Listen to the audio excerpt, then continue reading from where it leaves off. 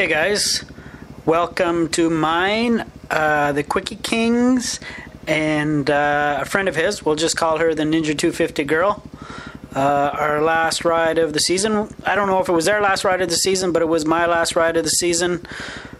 While I was taking this footage, it was 2 degrees below freezing, and during the ride, I don't think it got above freezing the entire time. So we're heading out to the Nipigon Hydro Dam for our last ride. All said and done, I think it turned out to be a little over 3 hours of riding. Below freezing the whole time. It's definitely the coldest ride I've ever done, and I wasn't exactly comfortable most of the time.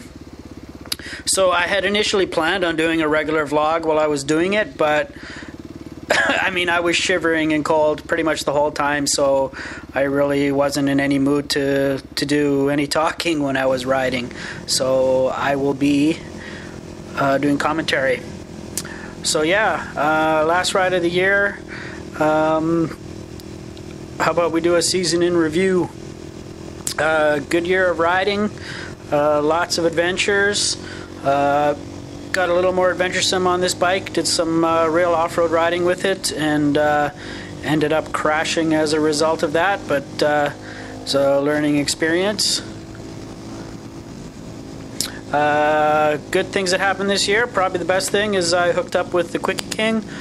He's another YouTuber that does vlogging. There'll be a link to his channel, and we've done a lot of riding together this year, and we seem to have similar interests when it comes to the types of riding that we're into, so looking forward to doing more riding with him next season. Oh, another gas stop. If you own a KLX250, you do this a lot. Since you got such a small gas tank, you end up having to refill all the time. And where I live, there's actually pretty big distances between communities, and in a lot of cases there's no gas stations in between them. So in some areas the distance from gas station to gas station is really actually pushing the limits of the range of this bike. So we fueled up, we're heading out, making our way first off to the town of Nipigon, which is about an hour's drive from the city I live in, east on the Trans-Canada Highway. Yeah, the Trans-Canada Highway between Thunder Bay and Nipigon, this is what it is. It's just fairly straightforward, boring highway. I mean, there are some scenic places to stop and check out. Ducking behind the bike because the transport trucks cause so much buffeting. And yeah, I'm freezing cold. So here we are, we made it to Nipigon. It's a town of a couple thousand people. So we're stopping at famous in Canada, Tim Hortons coffee and donut shop. You'll find them everywhere. They're kind of taken over. They're the kind of place that puts local donut shops out of business. Big multi or nationwide franchise, and I believe they're even starting to open them now in the States. Tim Horton used to be an NHL hockey player who I think he initially opened these restaurants. I don't think he's alive anymore. I don't think his family owns it anymore. Man, I was so freaking cold. I was so happy to finally get there. Hour at highway speeds below freezing. No heated grips. Not fun. Ha! Check out the Quickie King's outfit. That's his snowboarding outfit. Apparently that's in style. So everyone's complaining about the cold. Putting this toque on made such a huge difference. So I think we spent over 30 minutes in the place trying to get warm. I had myself a donut and coffee, and now we're going to make the last leg of the trip. And again, I got to fuel up. And this is right across the street from the Timmy's. That's a Robin's Donuts across the street there, which is actually a donut chain that started in the city of Thunder Bay. And there was nobody. Well, there was a few people in there, but compared to the Timmy's was just like overfilled. It's not even big enough for the amount of business they were getting that day. Whereas this Robin's Donuts, there was like nobody in it. Ah, you guys thought you were gonna get my PIN number there. Okay, so gassed up. Check out the Quickie King's plaid jacket. Ninja 250 girl, looking stylish. And now we're going to do the final leg to get to the dam, which is, I guess it's not the final leg, it's the halfway point once we get to the dam. So now we're on a secondary highway that basically heads straight north, away from Nipigon, away from Lake Superior. Super scenic. There's some totally beautiful views. Fortunately, you can't see them because of the GoPro. Cliffs all around. The valley to the right is where the Nipigon River flows through, and there's a couple other hydro dams there that we're going to come check out next summer. Again, another gorgeous view there. So there's some straight sections, and then you get an occasional windy bit. And again, it's kind of totally a supermoto road because it was fairly bumpy. You probably noticed the bumps. And on the shorter travel bikes that the Quickie King and the Ninja 250 Girl were on, they were kind of lagging behind a little bit on these sections because they had such a rough ride. So it was overcast, man, and it was cold, let me tell you. Now watch this. Boom! We get into the sunshine. Immediately, look, I'm pointing at the sun. It made such a difference. So the further away we get, we start gaining elevation. You can see the snow on the side of the road. And if you look on the left on those rocks, you can see some there. You can see more of it there. It's solid ice. Thick, solid ice. It gets noticeably colder as you get away from the lake. There's a pond there that's totally frozen solid. We should have went and checked it out to see if we could actually walk across it.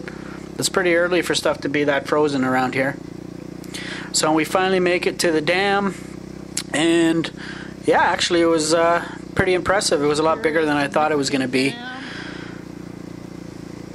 But again, it was kind of a rush trip because number one, everybody was cold and we were all complaining about the cold, and the Ninja 250 Girl had to work a little bit later in the day, so we were kind of pressed for time, so we didn't get to do as much exploring as we wanted.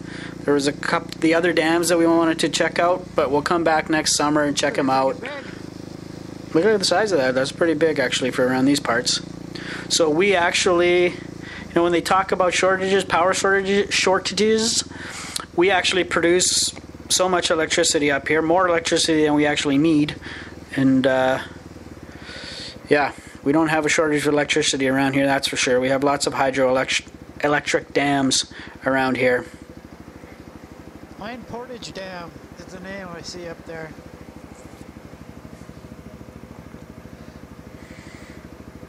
So just waiting for the Quickie King and Ninja 250 Girl. And the Ninja 250 Girl grew up in the area, so she's been here before. So we're going to get off our bikes and go check out the outflow area.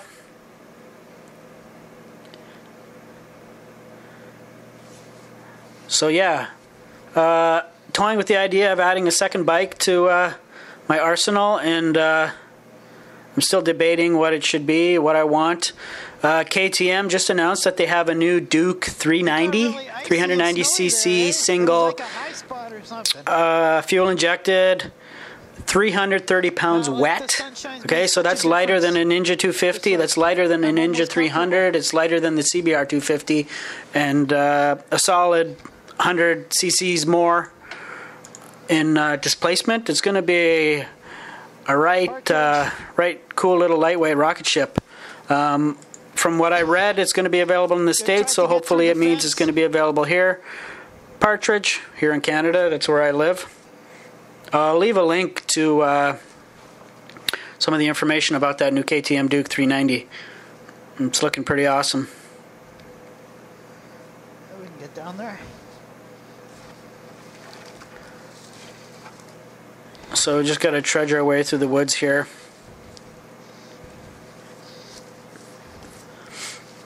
Like I said, so we've come here to look at the outflow.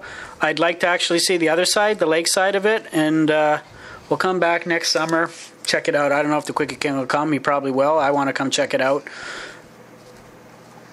But we were just pressed for time and freezing cold. Here it is. Like I said, it's below freezing while this footage is being taken. So you can see the pulsing surges coming out of out of the dam there. Makes it pretty dangerous. So I would assume actually the whole length, so it's probably 40, a little over 40K from this dam to Lake Superior. The sudden surges and raising and lowering of water levels, it must be pretty dangerous along the entire length of it, because you never know when the amount of water coming down there is going to increase. Like the 600s. So make our way back to the bikes.